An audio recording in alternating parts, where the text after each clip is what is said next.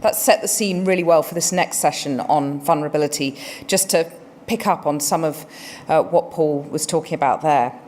And there's a timely reminder of what's at stake with the sentencing today of the Newcastle grooming gang. But I think I'm fair to say that vulnerability comes in many different guises, as Paul was alluding to. Over the summer, the Children's Commissioner found that over 500,000 children were so vulnerable that the state had to step in. 670,000 children in England were, she said, growing up in high-risk family situations.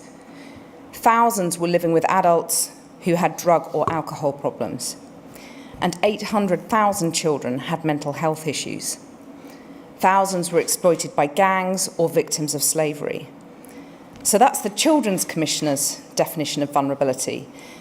But I wonder if everyone agrees on that.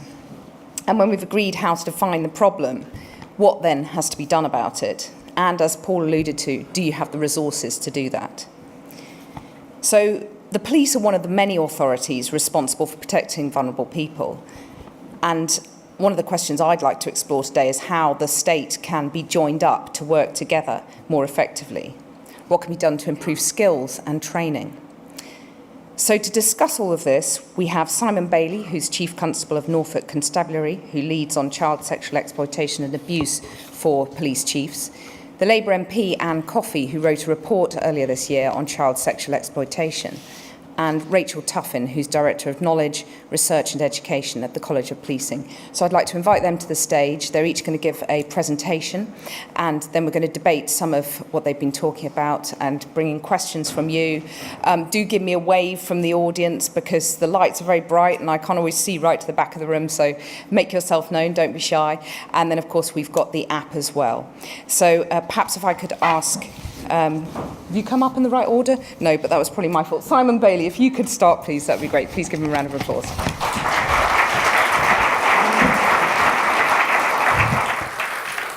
Good morning, and thank you very much for inviting me to speak to you this morning. There's always a risk in submitting your slides in advance without the notes that accompany the slides. And I was going to focus a little bit on prevalence this morning. Paul, you've murdered it for me, thank you. I don't need to worry about that element. But as I was reflecting on those comments and those observations about the totality of the abuse, I couldn't help but reflect that it was probably about 31 days exactly, 31 years ago today exactly, that I started out as a uniformed police officer in King's Lynn. And for those of you that have got 20 plus years service, I suspect a lot of you will be reflecting the fact how much policing has changed, and nothing has changed for me as starkly as the demands on the police service that currently exist today. So 31 years ago, as a young Bobby, I would be going to burglaries, I'd be going to theft from motor vehicles, theft of motor vehicles, theft from shops. Occasionally, you would deal with allegations of domestic abuse. And when I became a young DC, in 1990, there was one detective. As unsurprisingly at that time, it was a female detective in our office, and Bernie Cartwright dealt with all matters of child abuse and child protection, as well as pretty much lots of other sexual assaults. Today, I will record in a 24-hour period far more sexual assaults than I will record incidents of serious acquisitive crime. I will record more incidents and reports of domestic abuse coming into the control room than I will any other crime type. Our world has changed, and with the advances in technology, it continues to change at an incredibly rapid rate. And unfortunately, we struggle to keep pace with the change and the actual pace of change itself. So a little bit of a look back. 3.5 years ago, I took on the child protection lead on behalf of MPCC, and more recently I've also taken on the responsibility for violence and public protection. I did that with one reason, and one reason only, because what I saw within our response to tackling the threat of vulnerability was a silo-based approach, where you had these groups that were looking at rape, that were looking at child protection issues, were looking at slavery, that were looking at mental health issues, that were looking at adult abuse. and FGM, and a whole list of other vulnerability matters. And it was blatantly obvious that there was an overstretched and increasingly under-resourced group of police officers trying to deal with the totality of vulnerability. And what needed to be done, we needed to start having a very, very different conversation. That conversation is thankfully moving on, but it's moving on against a background of reports of abuse and numbers that, quite frankly, I think most people find are staggering. So we've heard a lot about the prevalence around reports of child abuse. We've heard about prevalence of slavery, of FGM, of incidents of domestic abuse. Paul, I don't think you referred to the incidents of online grooming and indecent imagery. The scale of those just continue to grow and grow. And the best way of describing it is 3 years ago, CEOP, then as part of the National Crime Agency, were receiving, on average, maybe 400 referrals a month that were coming across from the National Centre for Missing and Exploited Children in the United States. They're getting 4,000 a month now. And those numbers are simply growing and growing and growing. And they're going to continue to grow. You look at the number of incidents and reports of online grooming. There is a case yesterday, I think in County Durham, of a man by the name of Leighton, who has just been convicted of rape, where he was encouraging a teenager to rape a 1-year-old child 4,000 miles away. Technology has fundamentally changed the world that we are now operating in. The Philippines has now become a hotspot for children who are being sexually abused online. You pay to direct that abuse. And of course, that's against a backdrop of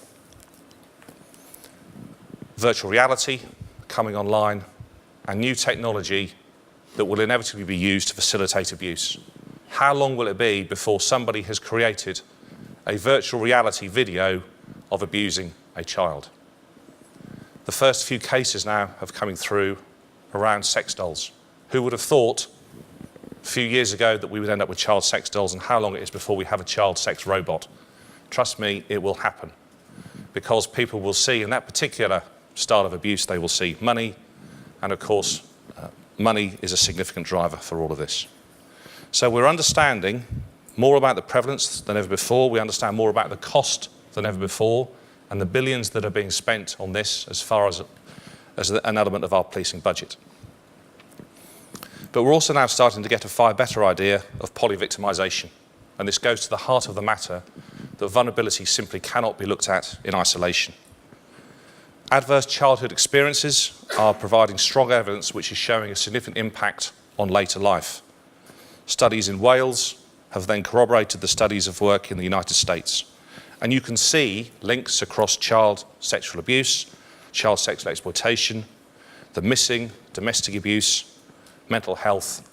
You can see that mix of abuse and exploitation and vulnerability then having a significant impact in later life. And you then start to look at the impact that parental conflict has. 60% go missing as a result of family problems. As we do more and more work around child sexual exploitation, we understand that children growing up in chaotic, dysfunctional households where there's neglect and domestic abuse, they are all seen as drivers.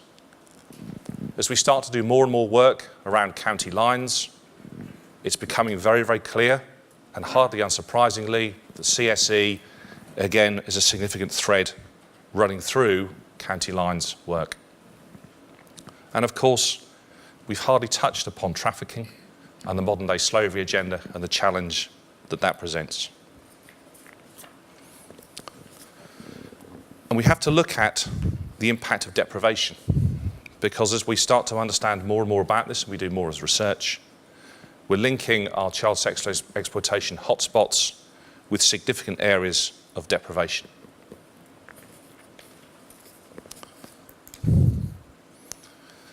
And we haven't even discussed offenders up to this point.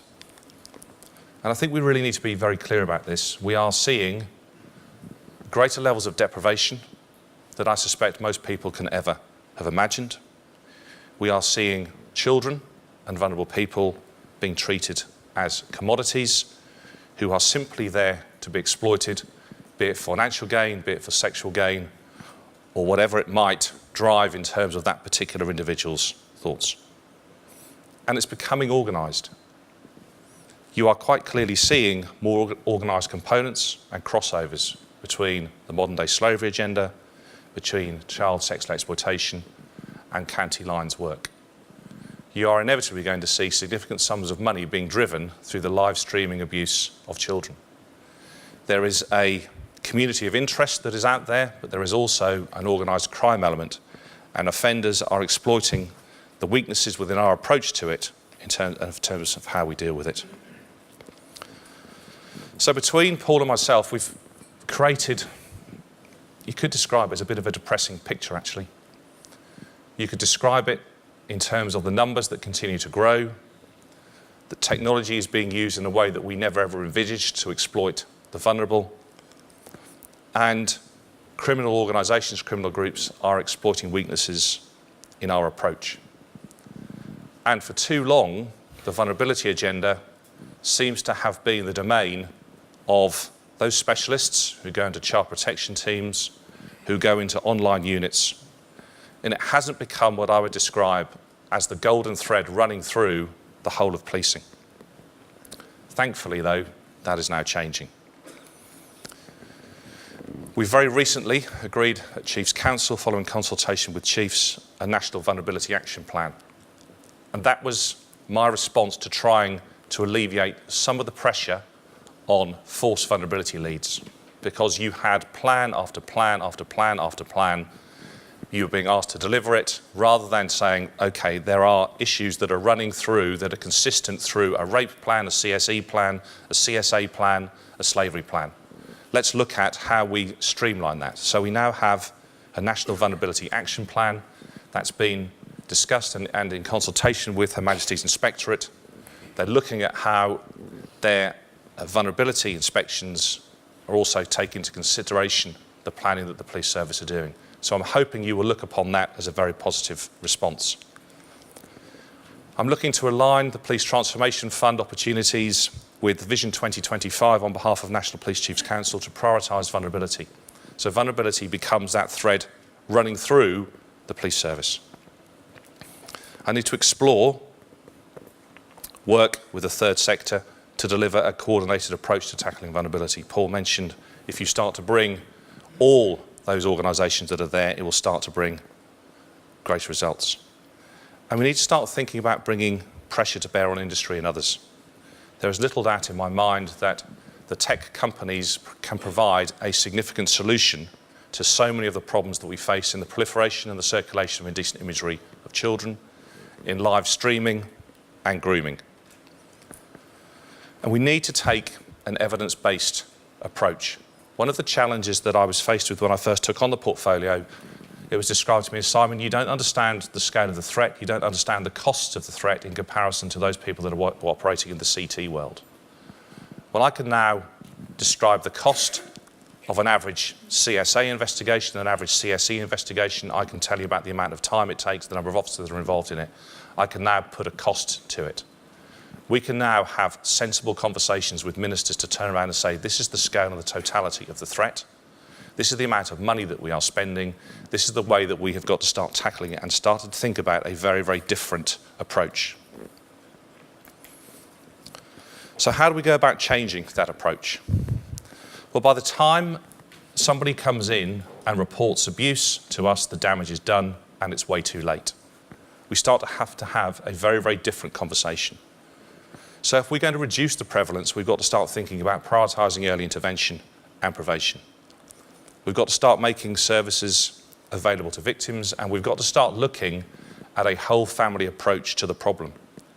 It is simply not acceptable or good practice that an officer will attend an incident of domestic abuse and not then look at the broader issues and challenges that are facing that particular family. We have to start looking at how we improve partnership and cross-boundary working and improve local accountability, because so much of this, in my view, can be stopped at a very, very early stage. And where there are gaps in the evidence, we need to start thinking about plugging those gaps in the evidence. So the Centre of Expertise for Child Sexual Abuse and Child Sexual Exploitation is now looking at how we start understanding and plugging the significant gaps that we have in some areas of our business. And we need to understand the broader impact upon victims and the broader impact upon the system. Colleagues working in this field within the room, I'm sure, will be incredibly frustrated with the time it takes to get a decision made around a rape or a serious sexual offence with the Crown Prosecution Service, the fact it can be taking up to a year and a half before a case comes to court. How many of us have lost significant cases of rape and serious sexual abuse because a victim has disengaged because they want to get on with their lives and they simply cannot wait any longer for the justice system to have worked its way through? And we need to ensure that this becomes everybody's business. So, final slide. If we are going to cope with the demand, it has got to become a whole system approach, as Paul said. We have to start thinking about prevention and early intervention, and we have to start stopping the abuse before it actually happens. We have to break down cultural barriers that exist both within society and within the services that should be there to safeguard children. We need to make sure that we've got the right workforce. Because if you don't have a workforce that understands this and is able to deal with the complexity of abuse, then we are going to let our victims down. We need to start defining and measuring our outcomes more effectively. And then you then start to get to the nitty-gritty of the challenges around information sharing, of lessons being learnt, and finally the threat of technology. And as I referred to earlier, unless we get our heads around the way that technology is being used, and we make it very clear to those companies that are providing the infrastructure, the software, the systems that allow the technology to be used to perpetuate abuse, then from my perspective, they are simply failing in their social and moral responsibility. It cannot be our responsibility to police the internet. It cannot be our responsibility to police the World Wide Web. It has to be the responsibility of those service providers to do so much more to prevent the abuse taking place in the first place. Yes, we have a role, but ultimately so much could be done to prevent the abuse happening in the first place, and it has to be the responsibility of those companies to start taking that seriously. Thank you very much.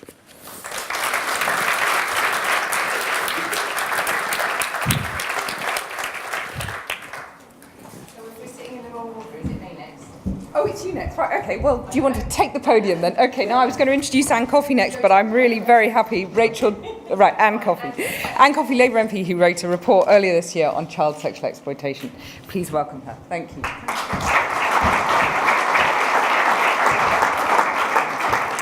Thank you very much, and thank you for inviting me to speak to you, which is a great opportunity for our all-party parliamentary group. I'm Anne Coffey. I'm the Member of Parliament for Stockport. Before I was elected as an MP, I was a social worker, so I have a great interest in the whole area of working with children and families.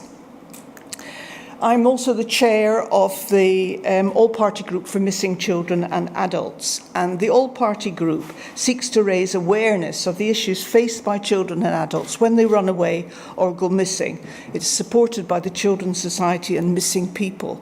There are 620 all-party groups, and the membership of them spans all the main political parties in Westminster and both the House of Commons and the House of Lords. And it brings together peers, MPs, statutory, voluntary organisations, civil servants, and those with personal experience of using services. And we seek to influence legislation, government policy, and practitioners to make changes so that vulnerable children and adults are better safeguarded. We've produced a number of reports. In June 2011, we did a report on support for families of missing people, and this report influenced the introduction of the Presumption of Death Act in 2013 and the Guardianship Missing Persons Act in 2017. In June 2012, we did a report on children missing from home and care, and this led to a number of recommendations on improving data sharing on missing children and notifications about children being placed in local care homes from outside authorities, their vulnerability to harm having been increased by a poor system of notification and data sharing between agencies responsible for safeguarding. The government accepted the recommendations, but I think there are still a lot of outstanding issues. In May 2016, we held an inquiry into the safeguarding of absent children. That is a category that was introduced in 2013. Those children who were reported missing and assessed to be at no apparent risk were put into an absent category with no immediate police response. That absent category has, of course, now been scrapped, and all children missing get an appropriate police response. But one of the issues identified from evidence submitted to the 2016 absent report was the way that age and sex as a risk factor was seen. So 16 and 17-year-old boys tended to be placed in the low-risk category, and generally boys tended to be classed as absent and girls as missing. An HMIC report in 2016 on the police force's response to absent and missing said that often the failure to regard was at the lower continuum of the risk assessment, where the risks are not so obvious. So how can you know that a child is being groomed online? The first time they go missing, they're actually going to meet the adult who is grooming them. So our report was very clear that to get an assessment of proper assessment of risk at an early stage, it just has not just to involve the police, it's to involve all the agencies and all the available data. The most recent report we did came as a result of our roundtable meeting in July this year on how to better protect children who are exploited by criminal gangs to sell drugs. Sorry about that.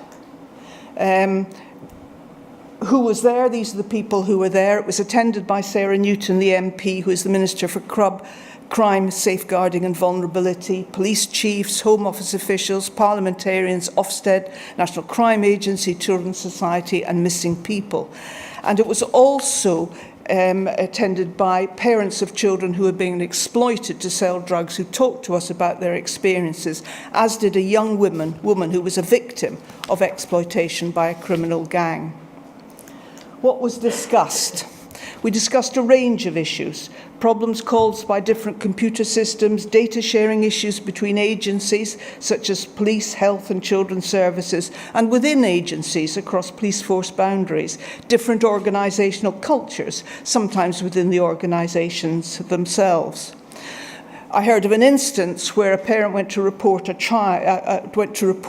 a police station that his child has been groomed, and was told by the desk that the people dealing with it weren't in. Now that was a perfectly proper response but to a very distraught parent, it was a message that the system in fact didn't care. We also discussed the barriers to children disclosing. It won't tell us where they've been. If they won't tell us where they've been and who they've been with at the statutory return interviews, it's very difficult to assess the risk they and other children have been exposed to during the missing episode. The evidence is that children are more likely to share experiences with an adult who they feel cares about them and who they know. Many environmental factors make children vulnerable to exploitation. Their immediate family circumstances, and I think Simon gave some illustrations of that.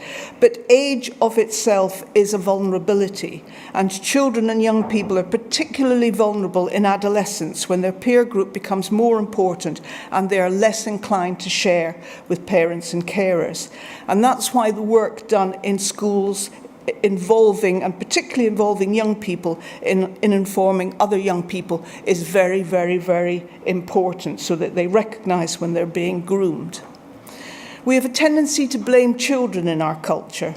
The CSE victims in Rochdale were viewed as prostitutes, and it was the attitudes of the agencies that were tasked with protecting them that left them exposed and vulnerable to rape, and that view was shared by the wider communities.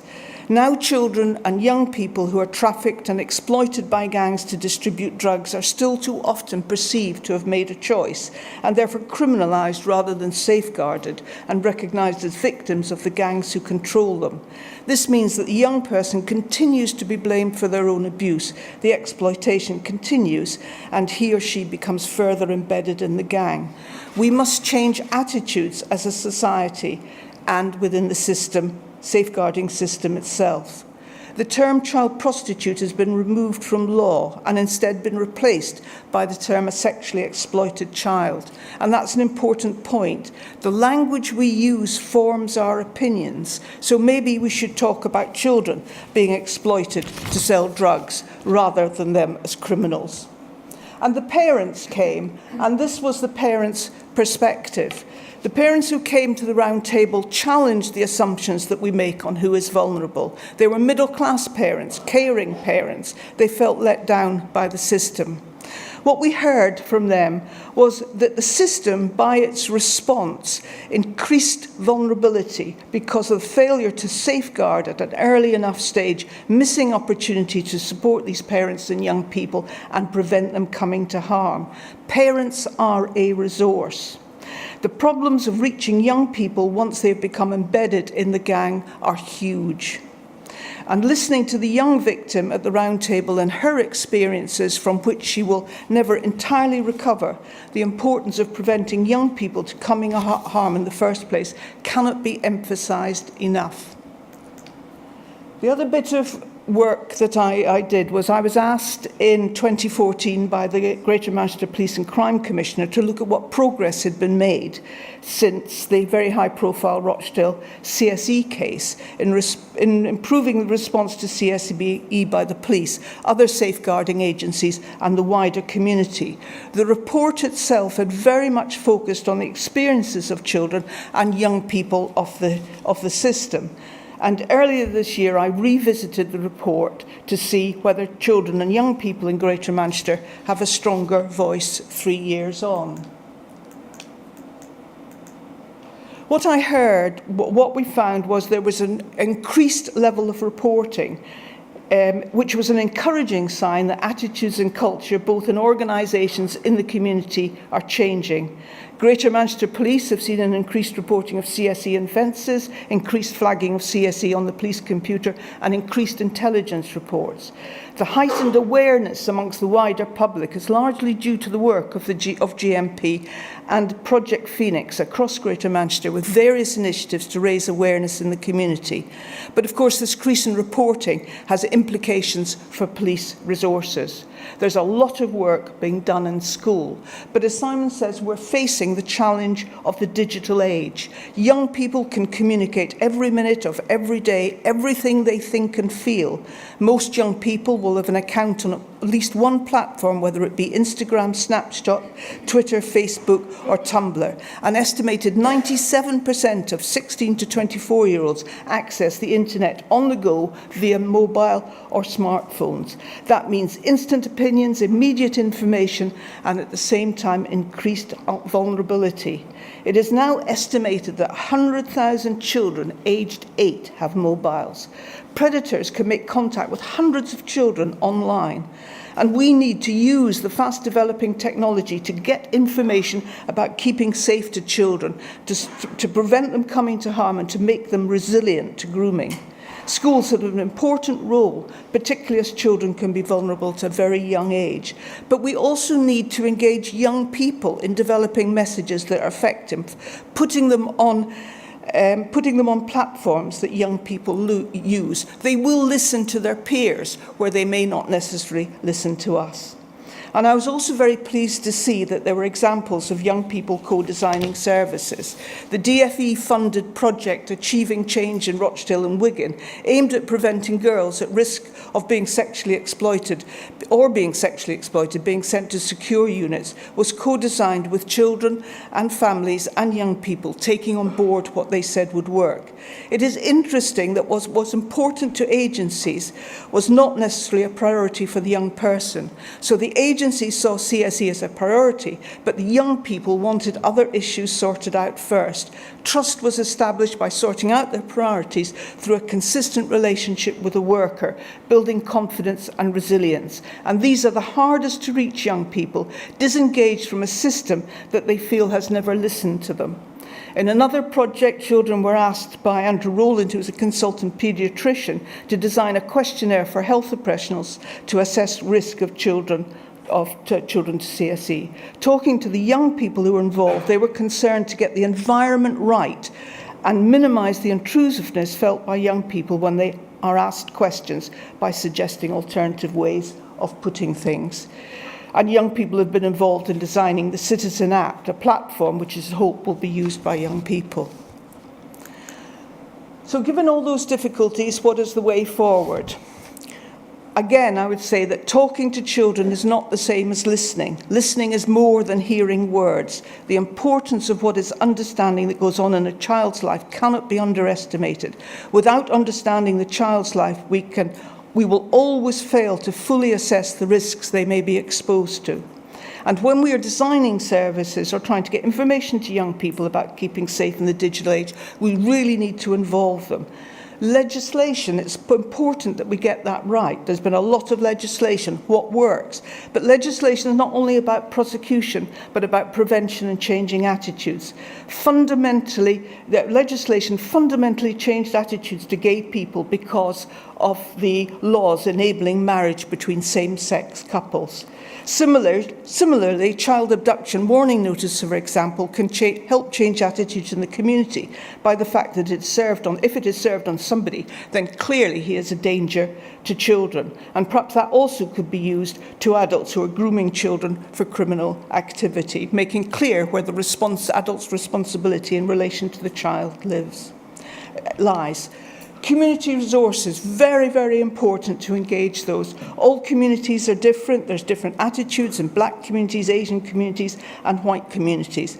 But we cannot protect children unless we engage communities. For example, in some of the communities I represent, there's a high toleration of domestic abuse, and that has a huge impact on children, which creates their vulnerability to future exploitation. Often that is not well understood. But we can't get communities to hear that unless the communities trust us. And often there's no trust of the statutory agencies because of poor experiences they've had with us. But I think the very interesting thing, particularly in Greater Manchester, is the development of new ways of working together. And I was looking at the place-based integration approach, which has been rolled out across Greater Manchester. It's an extension of MASHES with professionals from different agencies, children's services, regeneration, health, housing, police, being faced in the same place. That will overcome some of the data sharing issues and the working in silos and help gather intelligence and therefore better assess risk in a community where traditionally people have not grasped. However, the value is in the different approach to the problems people bring. Like the troubled families approach, the idea is to deal with the whole family, starting with the problem the family have identified and work with them to find a solution. Traditionally, they would have taken their problem from one agency front door to be refused help because their problem was not serious enough to meet the threshold for a service response. By the time it was serious, it probably couldn't be fixed without huge resources, vulnerable children and adults being damaged and exposed to risk, and the families having become hard to reach, completely disengaged and distrustful of authority in any shape or form. To be successful, this approach needs good, trusting professional and personal relationships, both within the team and with the person seeking help and the wider community. However, if it is successful and statutory agencies are perceived to be offering something to those communities, then it offers us the opportunity to have a proper conversation about those communities can better protect children. As police, you have a very hard job to do. And Simon is absolutely right. It is not your job to protect children, solely your job to protect children. It's all our job. It's the job of MPs. It's the job of all the safeguarding agencies. It's the job of parents, it's the job of young people. It's something that we are all engaged in. But we can get those relationships between all these resources right, then I think we can make a difference in preventing harm coming to children. Thank you.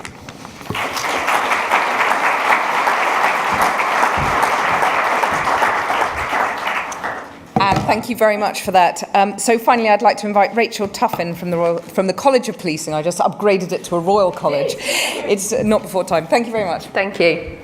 So, I'm echoing nicely. I was interested in it being an all-party parliamentary group and thinking about, very good from a social work background, appropriate all-party parliamentary group. I was wondering what the previous backgrounds of the people in the beer all-party parliamentary group have. They focus on the wholesomeness and enjoyment of beer. So you might consider that later if you ever get interested in politics. So really fascinating and helpful sort of previous stages really to this discussion and this debate. We started with the prevalence and the understanding of that balance. We moved on to the national work that Simon's leading, and then looking nationally at the broader scale and the partnership side of it. And what I wanted to do was to kind of try and focus now on what it means for frontline officers and staff. But I wanted to start in a slightly different place to where I was going to start because of last night and the speaker talking about genocide, because it got me thinking about vulnerability in a slightly different way. We're using this sort of picture to try to help the people in the training pilots that we're doing at the moment think about vulnerability and what we mean by vulnerability.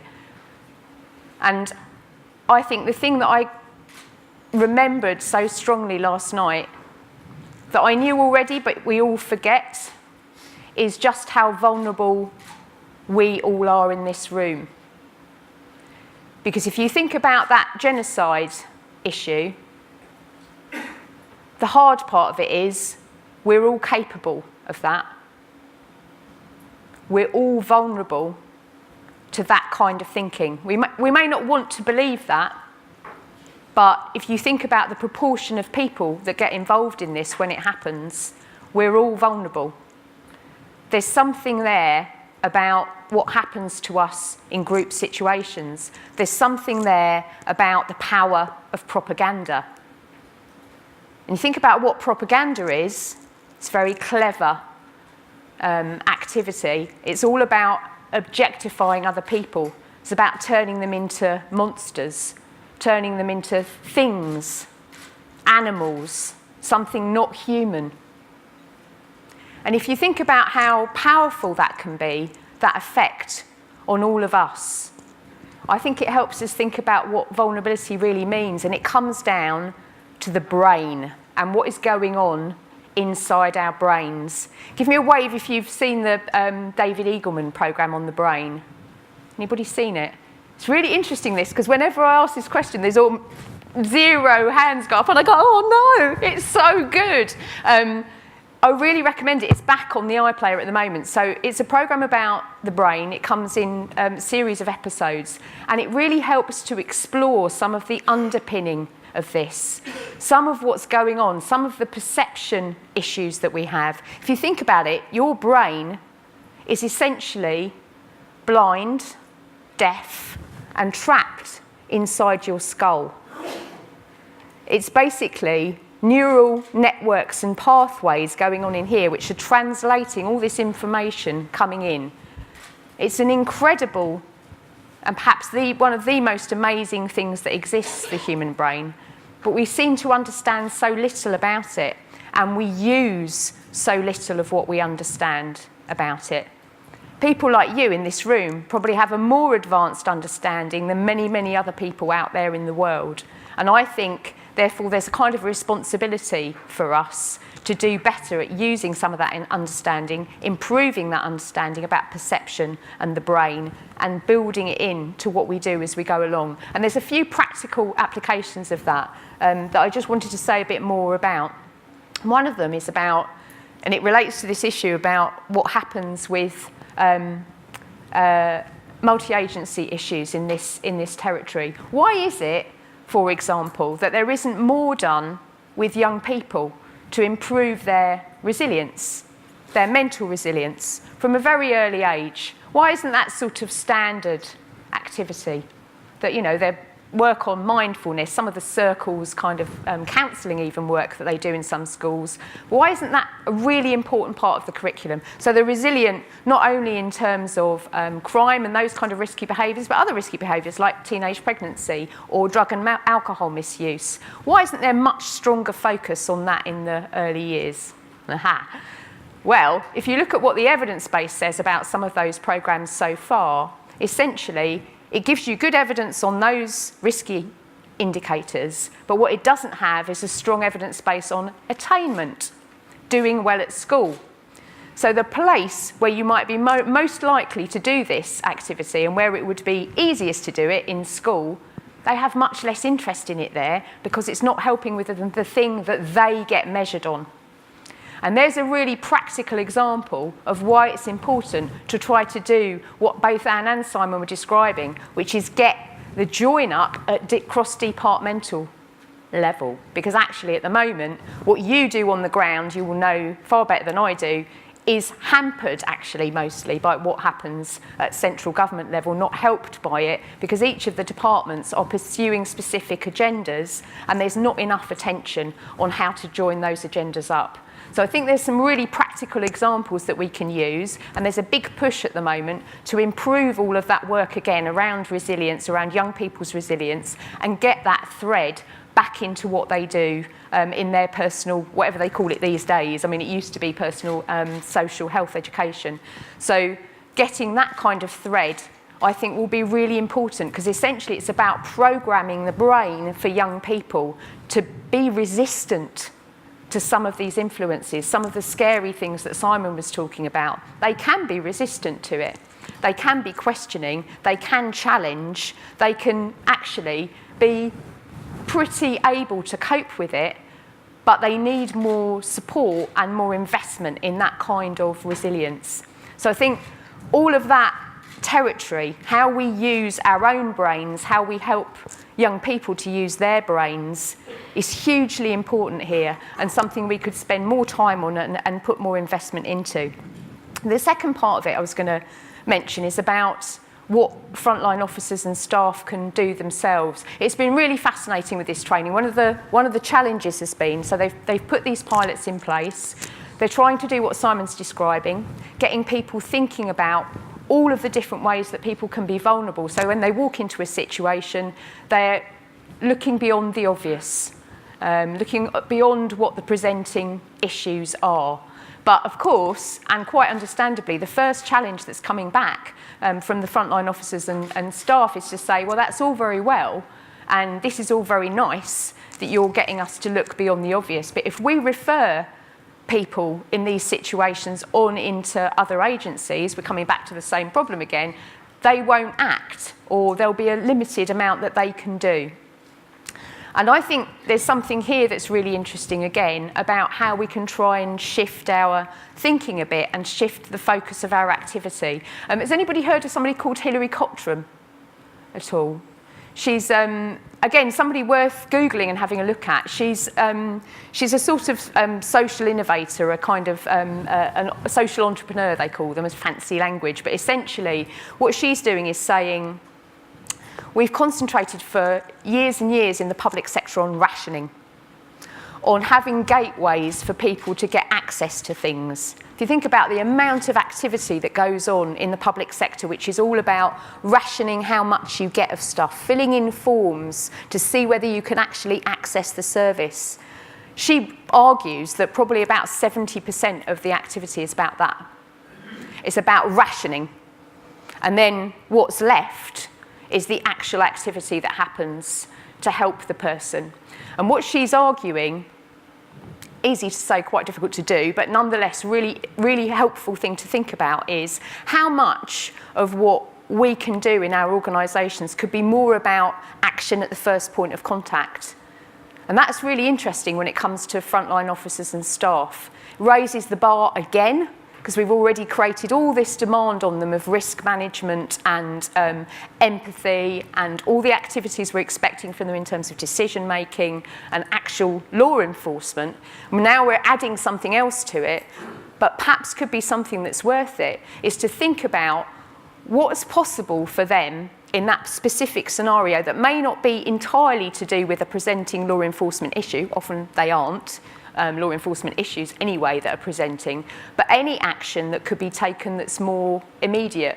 You can think of tiny examples of this. Somebody gave me an example the other day of the critical fact for a vulnerable family one day is not so much what perhaps was the presenting issue, which was an argument that was overheard and reported to the police, but the real causal issue, which is the broken washing machine.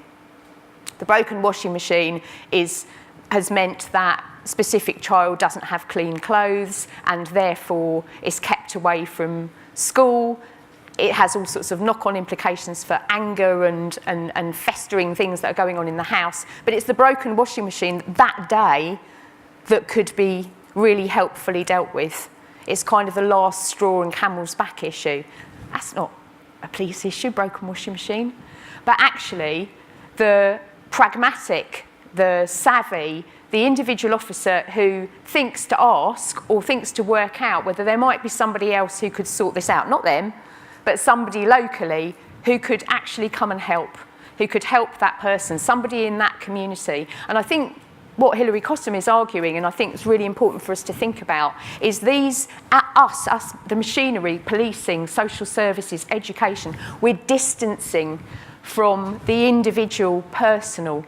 We create this sort of border, this boundary between individual people in a community and action on the ground. And it's trying to plug some of that back together again. People are worried about intervening, aren't they? People are worried about getting involved or doing something because, well, it's not really my job. That's something that should be done by other people. And it's trying to think about how we can all help and help frontline officers and staff to do some of that, the right part of it. It's like referral in a way, but it's about trying to engage community capacity. Some really interesting work going on in Durham there. There's an organisation called Mutual Gain, which many of you may have heard of. And that's all about trying to do that kind of activity too, all about trying to plug in. And I think it's the bit of neighbourhood policing that we never really went into.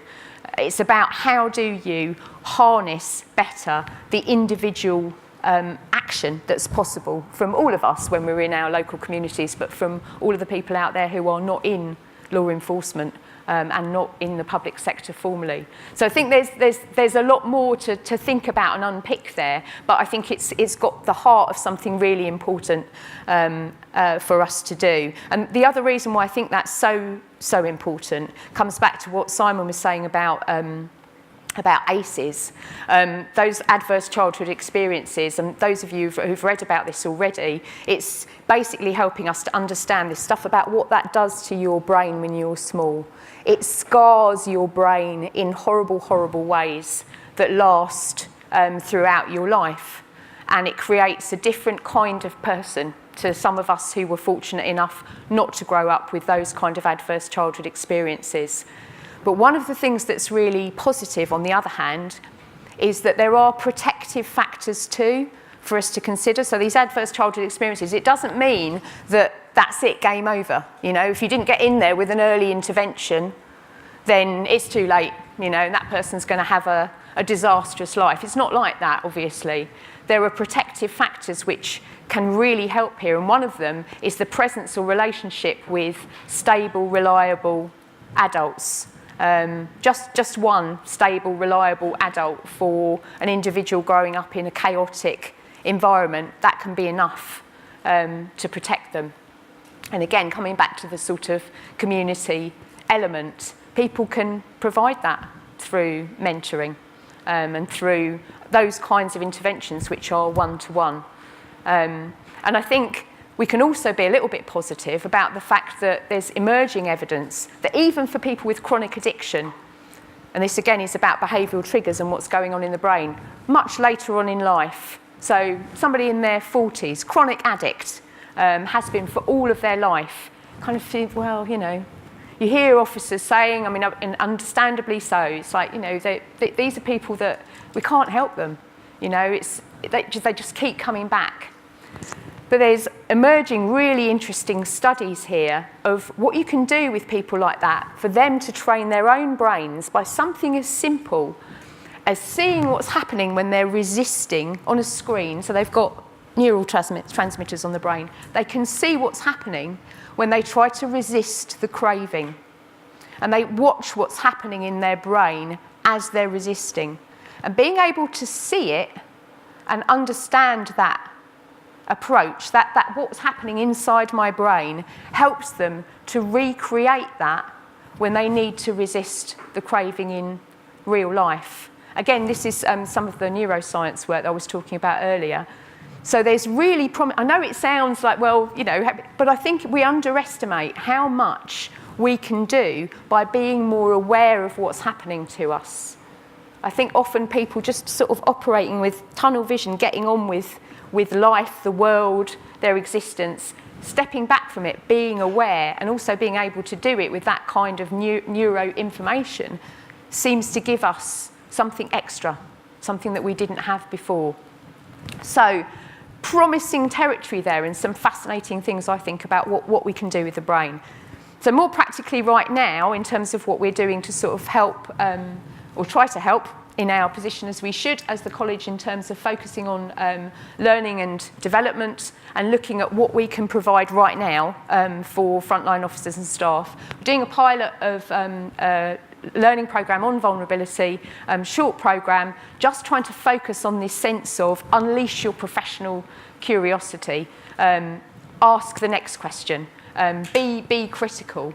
And you can see there, we're piloting at the moment, quite interesting that in the pilots, we're getting all these challenges about social services don't respond or don't respond all the time, about rationing and about what we could, we can't affect these things. But what we are finding is the trainers with this need to really have a level of expertise and understanding to help and cope and challenge with that. And I would be very interested in any contributions from people here about how we can get greater levels of understanding of these issues into the training programmes and into the material that the trainers are using. Because I think you will know better than we do, I think, what are the challenges that frontline officers and staff give you when you're trying to help them to develop? What are the common challenges? How can we tackle those challenges head on? So I'm going to, because I focus so much on something different, just leave it with this bit, which is the licence to practice pilot. Because this one's specifically relevant for superintendents. And I just wanted to finish off by saying we're doing a small pilot at the moment on this in child sexual abuse. The next stages on the licence to practice will be looking at how we do this in vulnerability. We've got a terrific volunteer, a guy called Paul Clements in the Met, who has, having had the experience of going into a vulnerability role without being developed, is looking to set up something for other people who have that experience. If you'd like to get involved in that, please come and find me at the conference today, or come and chat to me at one of the workshop sessions. I'd be really delighted to get people more involved in that licence to practice work. So just sneak that in at the end, because I've run out of time. Thank you very much. Cheers. I've got to put my timer on, sorry. Thank you very much, Rachel. 3 very interesting presentations there. We're just going to discuss what's been raised. I'm going to kick things off. I've got a question for each of the panellists. And then I've got some great questions coming on the app. And then obviously think of questions here in the room as well. And please give me a wave so I can see you. Simon, I just wanted to start with you. Not so long ago, the former DPP, now Labour MP, Keir Starmer, said that many victims of sexual violence still don't have the confidence to report. Now, my sense is that that is changing. Is he wrong, or is that still a big issue? Increasingly, more and more victims are having the confidence to come forward, and through Operation Hydrant, which is looking at reports of non-recent abuse within institutions and by persons at the hands of persons of public prominence, the numbers keep growing. So there's still 125 every month coming through. Do I think that we are coming towards the tail end of that? No, I don't. I still think there are a significant number of victims that have yet to have the confidence to come forward. And it is just a case of carrying on doing what we're doing, taking every opportunity to talk about the success and the change in approach that will make such a difference. But there are high-profile cases, of course, that then have a negative impact. I think from my perspective, what we are dealing with is a huge number of individuals that are still yet to come forward. But increasingly, Cathy, I think that more people are being abused, and that is very difficult to accept and recognise, but I cannot help but think that because of technology and the way that technology is being used, more children are being abused. There's no doubt in my mind whatsoever. I don't have the academic evidence yet, but I look at the studies and the work that we're doing around the proliferation of indecent imagery of children and the volumes that just keep growing. I look at the threat of grooming. I look at the live streaming. I look at the CSE and the peer-to-peer model of abuse. The numbers just keep growing and growing. And I cannot help but think that we are only seeing the tip of the iceberg at this moment in time. I'll pick up on grooming with Anne in a second, but just to, one thing that you said that was really interesting was talking about the child sex doll and the child robot. I mean, I saw it suggested in one of the papers maybe a week ago or something that this actually should be seen as a sort of positive development, that there wasn't a real victim here, and therefore this is something that police shouldn't be concerning themselves with. What do you make of that? I'm sorry, I simply don't sit in that camp. I think if you look at the instance where we've dealt with somebody that's had a child sex doll, a number have got indecent imagery of children on their computers, you then look at what's the next step. So you're having sex with a child sex doll. What's the link then? Hold on a minute. That's not going to satisfy me. I'm now going to go and try and find a child. Now, look, does the evidence exist at this moment in time the way that we would want it to? I'm not sure it does. But increasingly, if you look at harmful sexual behaviour within children, you look at access to pornography and the volumes of pornography that are being looked at by children, and the fact that a 10, 11, 12, 13, 14-year-old with a smartphone can instantly access pornography, I think it's creating a perception that this is what a normal relationship is like. It is not the real world, and virtual reality, child sex dolls, child sex robots, because it will happen, is just furthering that whole agenda. And it's opening up a whole world to individuals that in years gone by would never ever have thought that they were going to be able to realise their sexual fantasies. Now, unfortunately, those sexual fantasies, they're able to realise them. And of course, that then, I think, is then having a direct impact upon children that are being groomed and children that frankly are being abused in the numbers that we're seeing. I know there's lots of questions coming in. I just want to ask Anne on grooming. The Newcastle grooming gang is going to be sentenced today. I'm assuming it hasn't already happened while we've been in here. But you talked about engaging communities. Your colleague, the Labour MP Sarah Champion, lost her job when she talked about British Pakistani men raping white girls. Is there too much nervousness within society and within the police about stating the ethnicity and the heritage of perpetrators? Is political correctness holding the police back? I think that that model of child grooming, which is unspeakably horrific, is a model of child grooming when groups of men groom young girls and basically use them for sex, systematically raping them. But I think that the problem with it is that while recognising that is a huge issue, you lose sight of the fact that most of the threat to children actually comes online from single perpetrators. And you get a kind of, very narrow perspective on the threats that children face. So, for example, if there's no Asian men in your community, then you haven't got a problem with child sexual exploitation, have you? So I think that what is holding the police back and holding the safeguarding agencies back is a wider understanding of grooming and the actual threat to children, and the engagement of those communities in recognising them and protecting that. So, for example, in my constituency, do people recognise that the 14-year-old girl with learning difficulties from a family who is regularly visited by 17 and 18-year-old boys engaging in sex acts with her? Do they recognise her as vulnerable? Do they recognise that as a form of exploitation?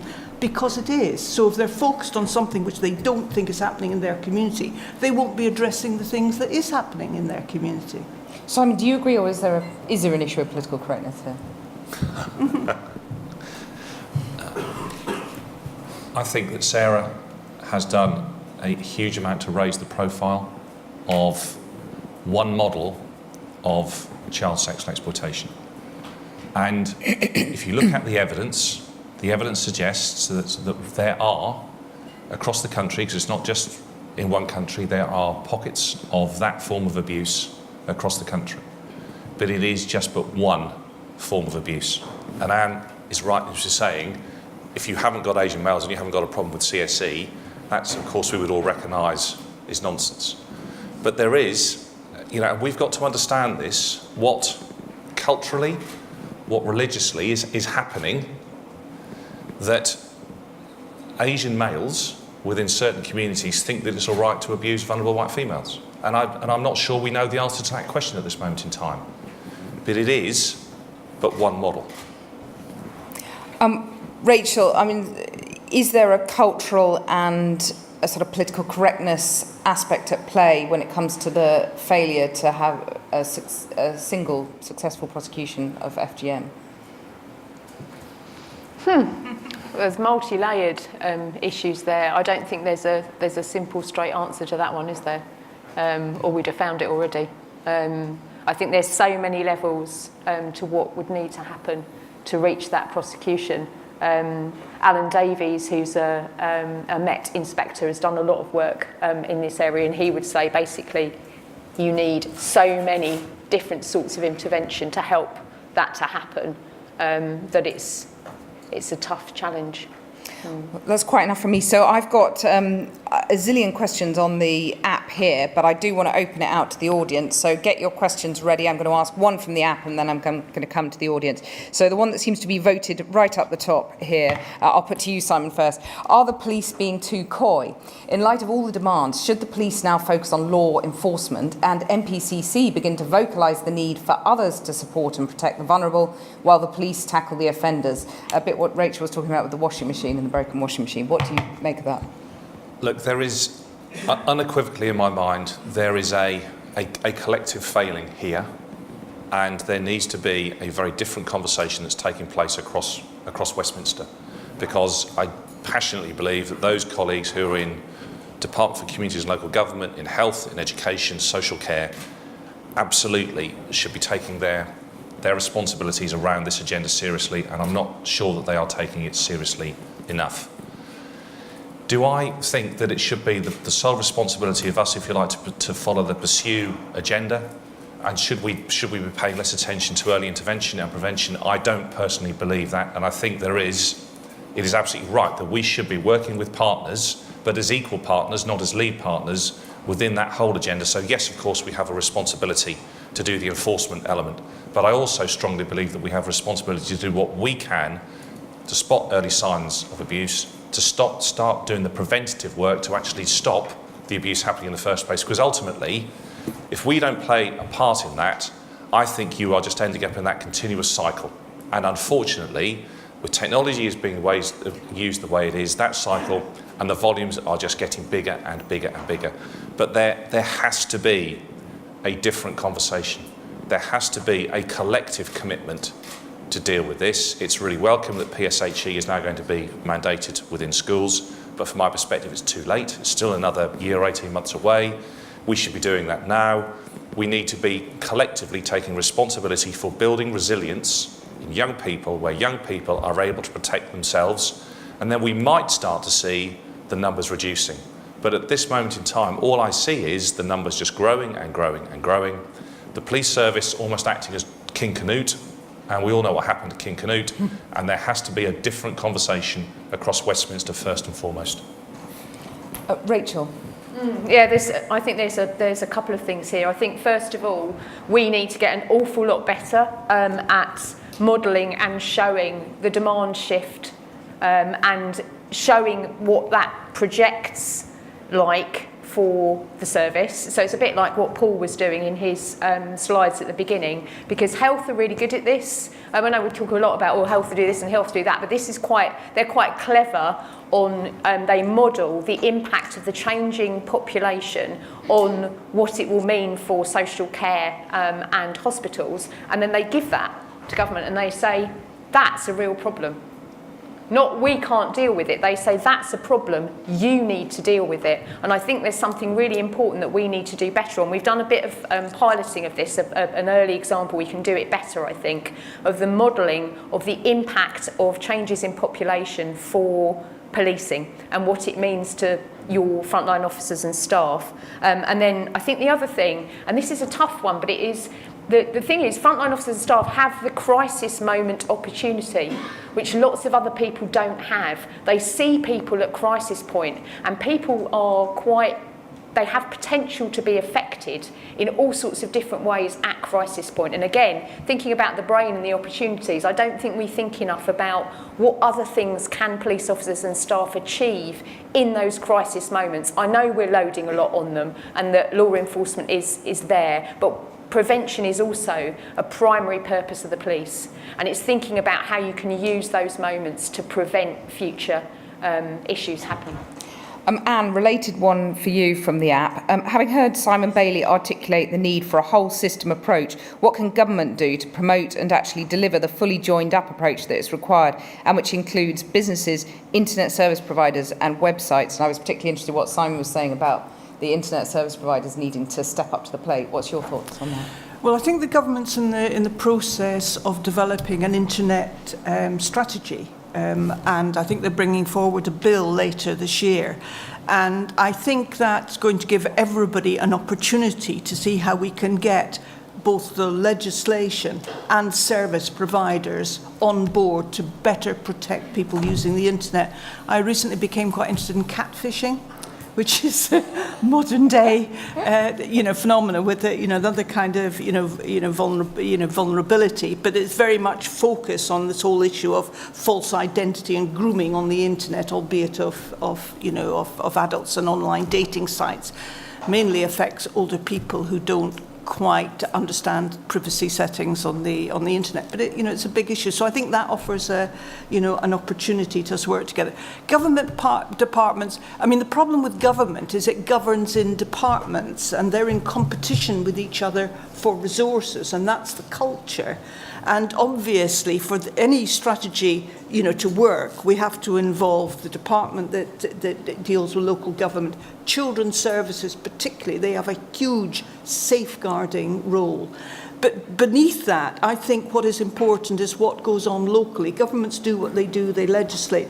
But it's the relationships you have locally and the initiatives that people take locally that actually builds understanding and good practice, a bit like Rachel was mentioning in the washing machine and the place-based integration. So I think there is a role for government, but there's also a kind of role for people locally, including the community, including young people themselves. I actually thought catfishing was angling, so I've clearly got to go and do my homework on that one. Let's have some questions from the floor. So give me a big wave if you want to ask something. Just here, yep, thank you. The gentleman in the white shirt, just the back table there. Great, thank you. If you could say who you are and where you're from, that'd be great. Hello, my name's Mark Sellers. I'm the Head of Specialist Operations for Avon and Somerset, Wiltshire and Gloucestershire. My title almost is about the sort of question I'm going to put to the panel. We've talked a lot about the parts that people play. Modern policing, certainly my type of role, what about multiple parts, multiple stages? How do we ensure that our staff have access to the right scripts, they're written in the right languages in plain English, they have the time to read them, and they're not inundated with the next script? How do we avoid this jack-of-all-trades mentality and enforce specialism and value it? In our current society, the current economic climate, we're retrenching to this jack-of-all-trades approach. How do we ensure our frontline staff have the ability, the skill, the education and the support to do what we need them to do to just protect that one child? Rachel, do you want to take that first? Yeah, will do. I think quite contentious, but maybe we're past the most contentious stage of it. One of the reasons for suggesting that policing is actually a level 6 in qualification terms profession is because if you look at the descriptions of what a level 6 qualification is, it's all about preparing people for risk decision making, for being able to demonstrate all kinds of independent activity, thought and energy in their particular role. And I think, I see what you're saying about specialism, but I think we've really, I have to be honest, I think we've really failed to give frontline officers and staff the level of professional development they deserve. I think they do a fantastic job with what they're given, but actually, going back to your point about scripts, I think it is scripts sometimes, but I think it's more than that. I think it's them having a set of core, amazing levels of skills, knowledge and understanding that they can deploy to lots of different circumstances. And when you think about what most of them have been trained with is a very legalistic focus, that's really hugely important, but there's so much more that we could give them, I think, to help them to be able to manage any kind of situation better. Then when it comes down to really specific crime types or really specific offence types, being able to give them that information in real time, that comes back to some of the technology support, so reminders, app-based stuff, just to make sure they're focusing on some of the key triggers. But the underpinning, like the better preparation, I think we have to do that better. Let's have another question. Give me a wave. Anyone want to ask? I've got zillions on the app, but I kind of want you to show your faces, really. No? No one from the floor? Okay, I'll go to the app then. Right. Sorry, I can't see at the back. If you really want to speak, then you've got to wave. Okay, no. Okay, so this one is a good one for Anne, actually. No serious case review has ever concluded that agencies have shared too much information. The sharing of data from children's services and health is a significant concern and a barrier to safeguarding. Should there be a legislative change with a presumption to share and justification for not sharing rather than a justification for sharing? I don't think a new procedure or guidance will sort it. I think the way people work together sorts it. If people are, if people from all the various safeguarding work in the same location on CSE, then they share things because they're in the same room. I'm not sure how many people read guidance that's written by government departments, really. So I don't think it's a guidance issue. I think it's how you work together. And if you work together as a team, focusing on the problem where there's no discussion about whose responsibility is to do this, whose responsibility is to do that, but you just pile in with everything, then I think these issues will slowly, go away. They're silo issues, really. Simon, another one from the app for you. Conference were told yesterday of the importance of neighbourhood policing in the response to the threat from terrorism. Has the removal of neighbourhood policing teams in most areas of the UK allowed an environment where many aspects of vulnerability can thrive? I mean, you were talking about more abuse taking place.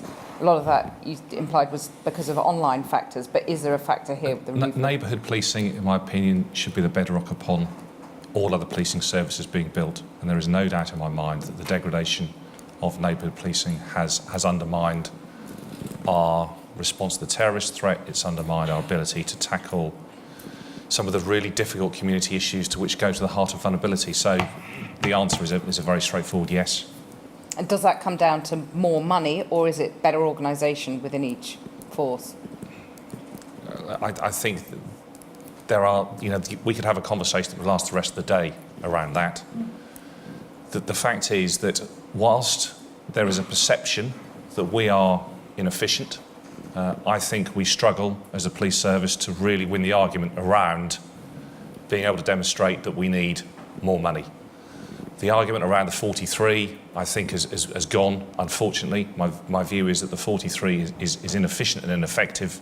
We could save so much money there. But we, as a service, have to be able to demonstrate to the Treasury that we are as efficient and as effective as possible. And until such time as we do that, I think it's always going to be very difficult to argue that we need more money. So you've got to spend some of your reserves, as the Minister was suggesting yesterday? Well, What are your reserves? I read that. My reserves are now all absolutely committed to buying body-worn video, mobile working, for a new estate, because my police estate, like so many, is decades old, is inefficient and ineffective. Within 3 or 4 years, my estate, my reserves will be down to the bare minimum. And I suspect an awful lot of chiefs are in exactly that same position. I really don't view that argument as a strong argument to say the service doesn't need more money, but we have got to start to be able to demonstrate how we can become that much more efficient and effective, and then we have a really powerful argument. And I think that's a bit of a red herring, and I've spoken to the policing minister around that. My reserves are all committed, and I suspect an awful lot of chiefs' reserves are also absolutely committed over the next period of the medium-term financial plan.